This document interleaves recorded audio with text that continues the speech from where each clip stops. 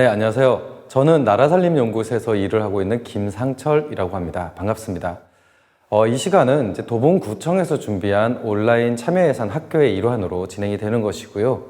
이번 영상뿐만이 아니라 두 번째, 세 번째 영상까지 함께 보셔야 이 참여예산에 참여하시는 여러분들에게 도움을 주실 수 있을 것 같습니다. 그러니 해당 영상들을 꼭 확인해 주시기 바랍니다. 이번 이 시간에는 참여예산 제도가 어떤 제도인지를 살펴볼 겁니다. 그런데 시시콜콜하게 참여예산제의 운영 방식이나 이런 것들을 설명드리기보다는 우리가 왜 참여예산 제도라고 하는 것을 하게 되었는지에 좀 주목해서 살펴보려고 합니다. 그래서 여러분들이 참여예산에 참여해봐야 되겠다, 할만하네 라고 하는 동기를 갖도록 만드는 것이 이번 영상의 목적이라고 하겠습니다. 우선 참여예산제라고 하는 것이 굉장히 특수한 제도다, 일부 나라, 일부 도시에서만 하는 거다 라고 이렇게 생각하시는 분들이 있는데 그렇지가 않습니다. 지금 보여드리는 그림처럼 참여예산제를 시행하고 있는 곳, 그리고 그 도시는 전 세계에 걸쳐서 굉장히 많습니다. 그러면 이제 이런 지도를 보면서 우리는 이런 생각을 갖게 되겠죠. 왜 참여예산제를 이렇게 많이 하지? 도대체 참여예산제를 하는 목적이 뭐야? 이런 부분에서 우리가 참여예산제를 어느 정도 민주주의가 성숙되고 경제발전이 된 상태에서 하는 제도다라고 하는 오해 하나를 일단 걷어냈으면 좋겠습니다. 저 지도를 보시면 아프리카에서도 그리고 아시아의 각국에서도 참여예산제를 하는 것을 확인할 수 있습니다. 그럼 우리는 이를 통해서 그 나라가 선진국이든 아니든, 그 다음에 유럽 국가나 북미처럼 민주주의의 역사가 오래되었던 안 되었던 간에 공통적인 어떤 환경이 참여예산제를 하도록 하고 있다라고 생각해 볼 수 있겠죠. 그럼 이제 그 이유를 한번 살펴보겠습니다. 거기에 앞서서 참여예산제라고 하는 제도가 어떤 목적에서 시행되는지를 한번 살펴보겠습니다. 지금 보여드리는 그림은 유럽에서 활동하고 있는 재정학자가 유럽에서 시행하고 있는 참여예산제의 사례를 다 모아서 그것을 이제 비슷한 걸로 묶어본 겁니다. 그러니까 그 도시에 하고 있는 참여예산제를 왜 하지? 라고 하는 목적에 맞춰서 분류를 해보니까 한 6가지 정도로 나뉘어졌던 것 같아요. 보시면 아시겠지만 참여민주주의라고 되어 있는 것은 그 도시의 경우에는 참여예산제를 시행하는 목적이 참여민주주의를 강화하기 위한 목적으로 이 제도를 시행한다는 뜻이죠. 그 밑에 있는 이해관계자 참여나 새로운 조합주의 방식이라고 하는 건 그 사회에서 오래된 갈등들을 조정하기 위한 목적으로 참여예산제를 시행한다는 뜻입니다.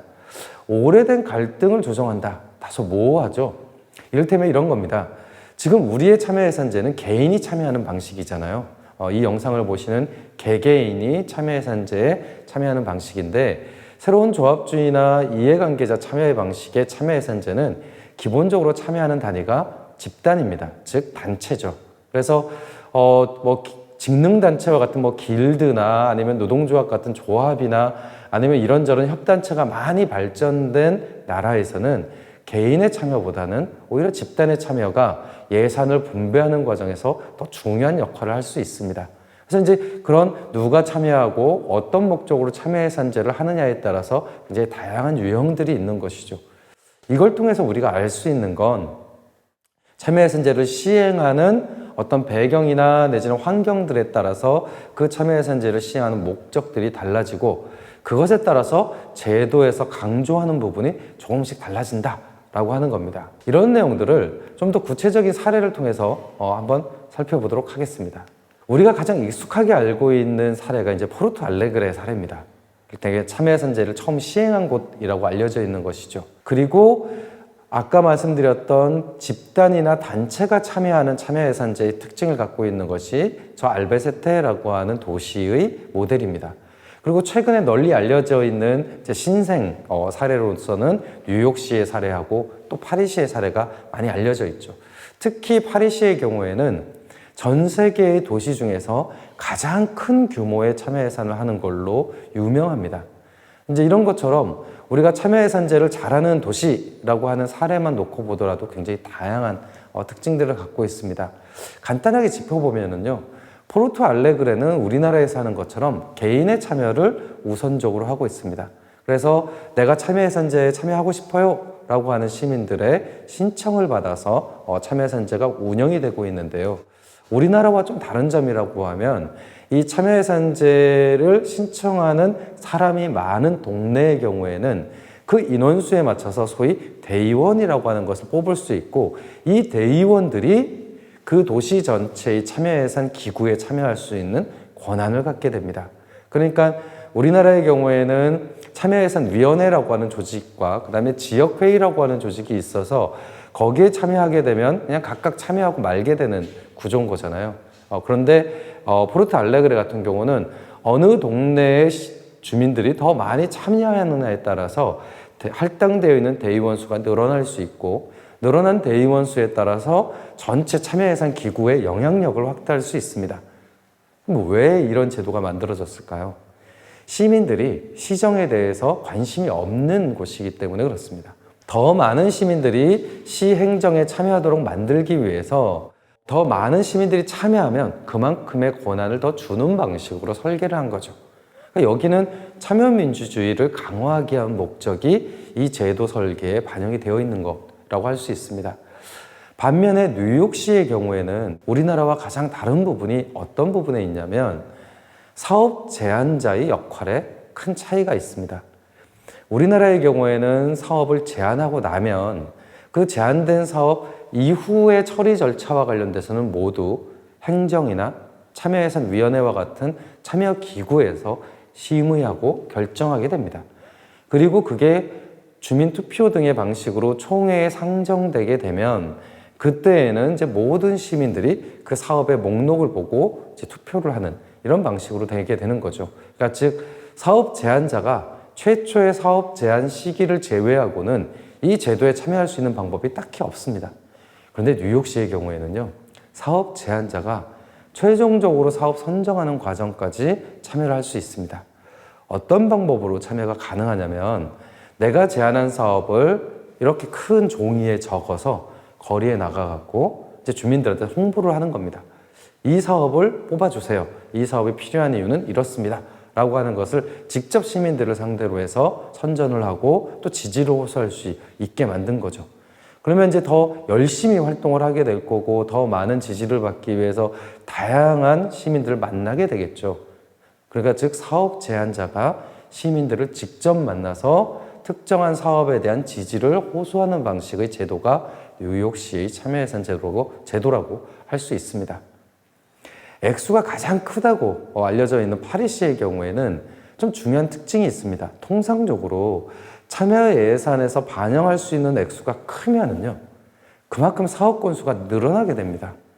그리고 그 늘어난 사업들을 심의해야 되는 참여 예산 기구의 부담이 굉장히 늘어날 수밖에 없겠죠.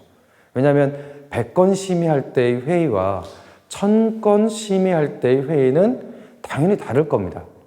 그런데 파리시는 거기에 묘안을 하나 만들어냈습니다. 어떤 묘안이냐면 개별로 들어오는 사업에 대해서 중간에 전문가들의 자문기구를 만들어서 개별로 낸 사업 중에서 파리시 전역으로 규모화하고 확대할 수 있는 사업들을 선정할 수 있도록 만든 거죠. 그렇게 되면은 사업 건수는 되게 많더라도 참여기구에서 심의를 하는 사업들은 줄어들게 만들 수 있습니다. 왜냐하면 개별 사업들을 통합하고 규모화하기 때문에 그렇죠. 그래서 이제 이런 방식처럼 어느 도시에서 시행하는 참여 예산이든 간에 그것을 시행하는 과정에 있어서 어떤 목적으로 그리고 누구를 중심적인 행위자로 둘 거냐에 따라서 이 제도 운영 방식이 좀 차이가 납니다. 구체적으로 한번 살펴보면은요, 저 그림에서 가장 사람들이 많이 모여 있는 그림, 이게 포르투 알레그레의 참여 예산 모습입니다. 사람들이 굉장히 많이 모여 있죠. 큰 공간에 사람들이 쭉 의자에 앉아서 모여 있는 모습을 볼 수 있습니다. 누가 봐도 저것은 다수의 시민들이 참여하는 그 방식으로 제도가 운영되고 있구나라고 하는 걸 알 수 있죠. 그러면 가운데에 있는 사진은 어느 도시의 참여 예산제를 하는 모습일까요? 앞서서 제가 이야기 드렸던 것을 한번 생각해 보시면 됩니다. 시민들이 큰 종이를 들고 있네요. 그리고 종이에는 아마 손글씨로 보이는 그 어떤 설명 자료들을 이렇게 들고 있습니다. 거리죠. 그래, 거리에 나가서 큰 설명 자료를 가지고 다니고 있네요. 바로 뉴욕시의 참여예산 모습입니다. 딱 보이는 모습만 봐도 그 제도가 갖고 있는 특징을 알 수 있죠. 맨 마지막에 좀 조그만하게 생긴 오토바이가 지나가고 있습니다. 그 오토바이 바깥에는 참여예산 사업에 투표해주세요 라고 하는 구호가 적혀 있습니다. 조그만 전기 오토바이고요. 저 전기 오토바이에는 사업을 확인하고 투표를 할 수 있는 도구들이 실려 있습니다. 저렇게 이제 파리시 전역으로 이제 쭉 오토바이를 타고 나가서 시민들의 직접 투표를 받는 방식으로 하고 있는 것이죠. 그러니까 참여예산제를 어떻게 시행하느냐에 따라서 그 제도의 운영 방법, 그리고 그 제도에 참여하는 시민들의 모습도 저렇게 다릅니다.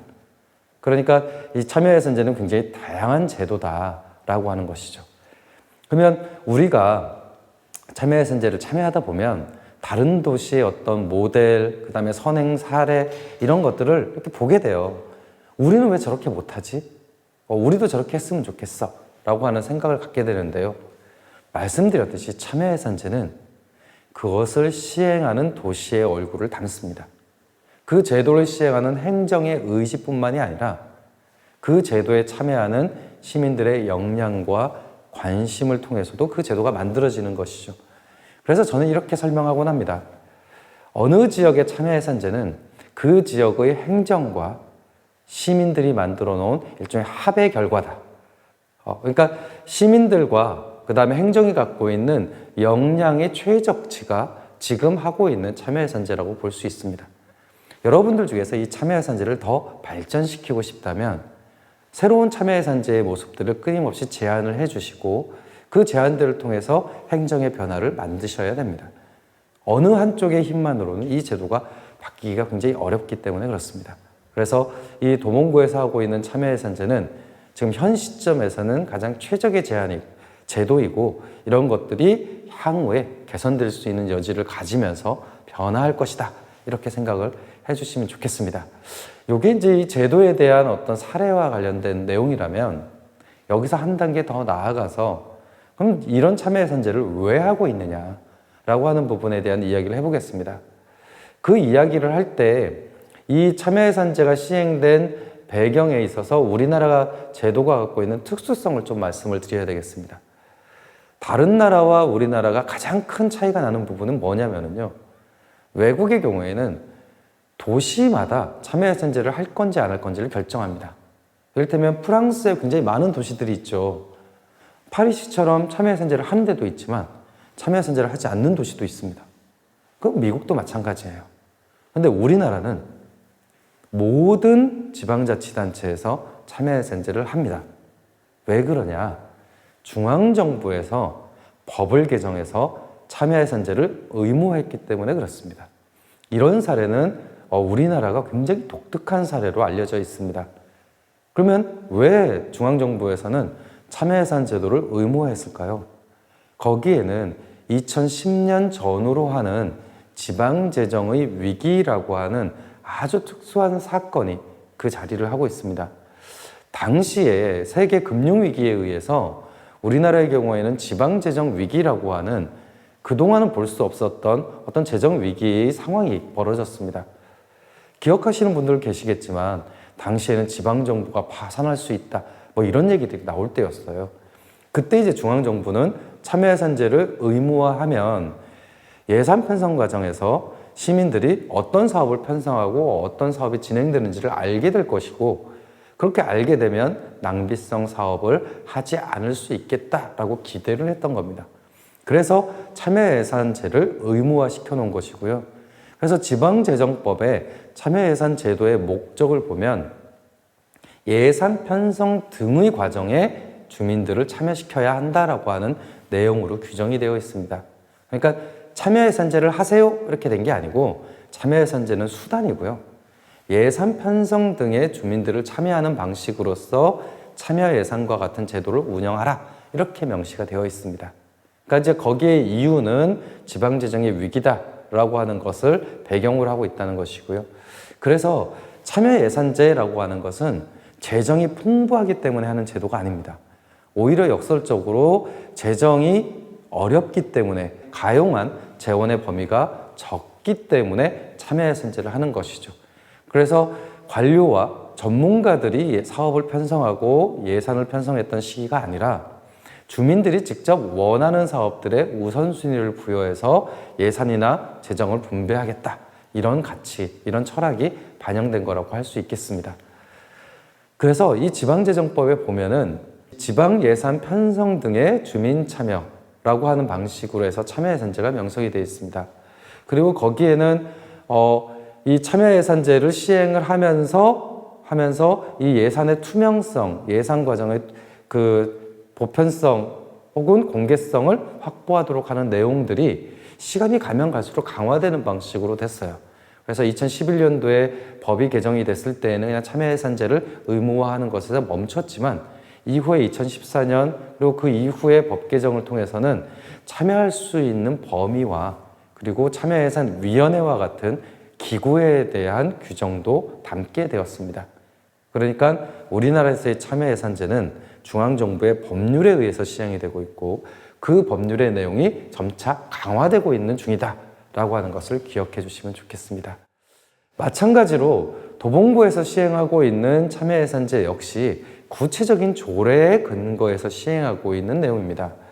특히 도봉구의 참여예산제에서 좀 특징적인 것은요, 법적으로 의무화되어 있는 시기보다 조금 앞서서 참여예산제 조례를 만들었다는 겁니다. 이걸 통해서 볼 수 있는 것은 도봉구청이 참여예산제를 시행하는 데 굉장히 적극성을 띄었다라고 볼 수 있는 것이죠. 이 제도 운영의 의지가 굉장히 높다라고 하는 것을 짐작해 볼 수 있습니다.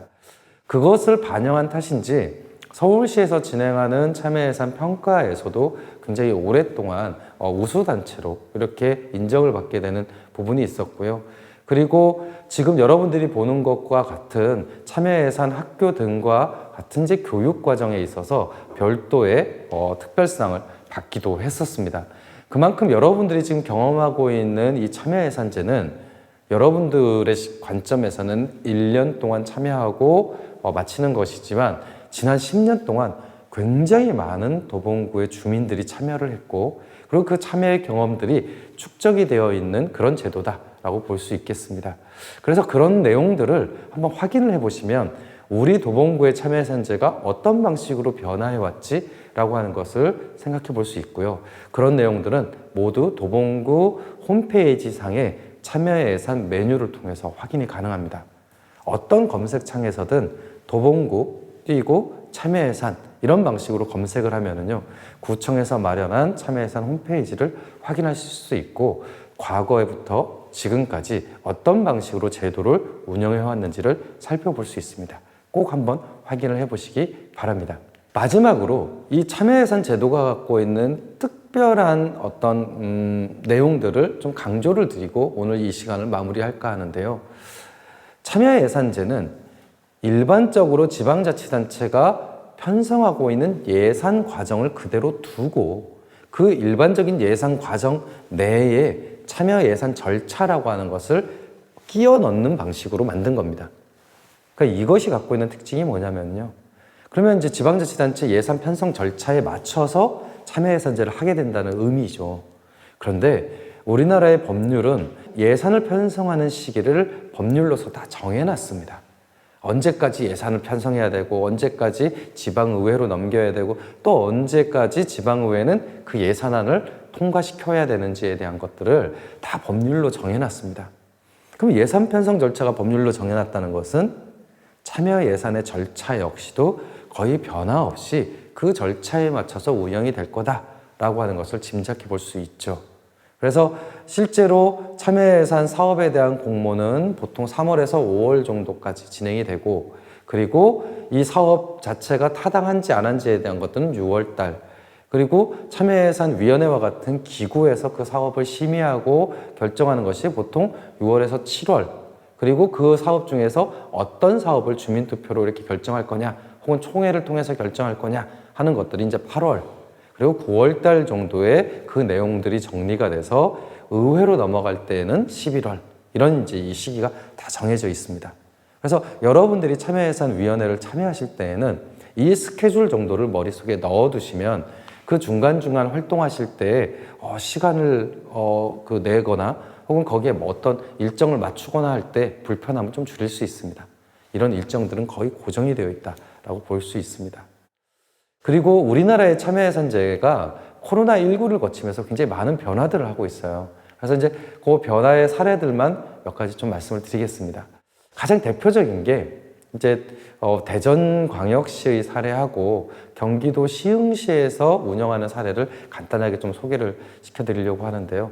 대전광역시의 경우에는 참여예산제 혼자 하기 힘들잖아요.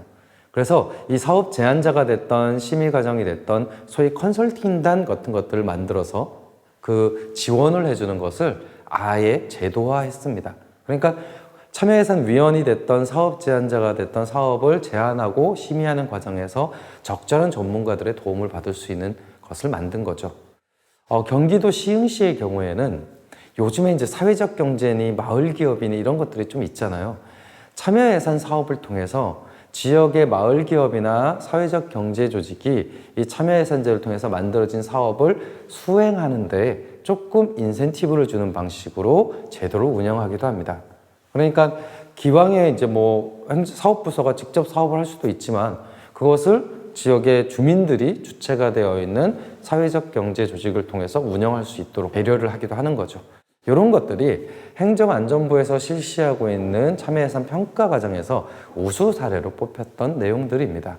그러니까 이런 우수 사례를 보면 우리 도봉구의 참여예산제도 대략 요 정도까지는 좀 확대가 가능하겠구나, 이런 것들을 한번 짚어볼 수 있겠죠. 네, 그래서 그런 부분들을 한번 참조하시라고 보여드리는 거고요. 그래서 정리를 하면 참여예산제는 기본적으로 재정 문제, 그러니까 즉 예산이나 이런 것들이 풍부하고 남아서 하는 것이 아니라 재정을 더 잘 사용해야 되기 때문에 시행하는 제도에 가깝습니다. 그리고 우리나라의 경우에는 이 참여예산 제도가 법에서 정한 제도로 운영이 되고 있다는 특징이 있습니다.